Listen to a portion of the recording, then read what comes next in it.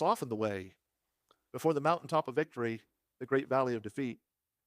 David Brainerd was used of the Lord to reach the Native Americans, exposing himself to bad climate, exposing himself to diseases that he'd never known before. David Brainerd died 1747 at the age of 29. He died at Jonathan Edwards' home.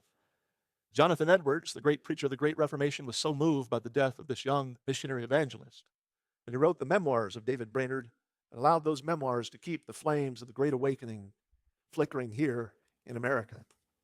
Just weeks before his 30th birthday in 1843, Robert Murray McCheyne, a man who was great in the gospel and powerful in preaching, but weak in the flesh, contracted typhus and died in Scotland. McCheyne had said, it's not great talent that God blesses, as much as the great likeness of Jesus.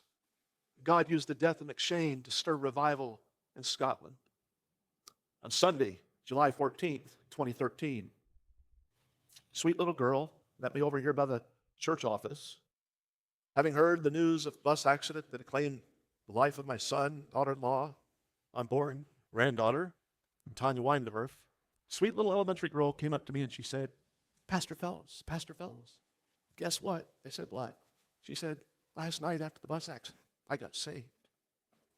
But she wasn't the first one I'd heard from. No, we'd heard of people who trusted Christ as Savior from other states, several in Kentucky, some in Haiti, some as far away as South Africa and Australia. Why? Because for the gospel to spread, often it takes the death of a disciple. And Philippians 1 and verse 20 says, Christ is glorified in our bodies, whether by life or by death.